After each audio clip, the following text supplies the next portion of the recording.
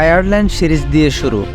চলতি বছরের মার্চে শারজাতে আয়ারল্যান্ডের বিপক্ষে 3 ম্যাচ সিরিজের প্রথম ম্যাচে সেঞ্চুরি করেছিলেন রহমানুল্লাহ গুরবাজ।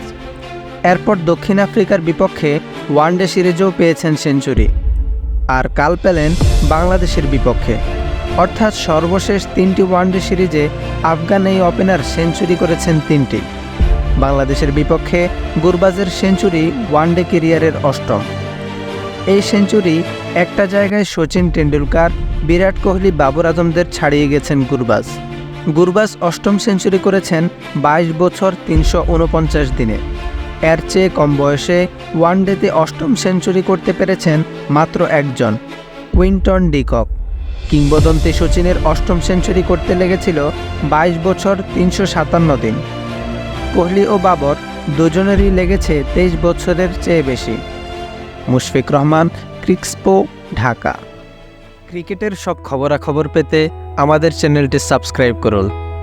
আপনার ভালো লাগা খারাপ লাগা আমাদের সাথে শেয়ার করতে অবশ্যই ভুলবেন না। আপনার গুরুত্বপূর্ণ ফিডব্যাক আমাদের পথ চলাকে সুগম করবে। ধন্যবাদ।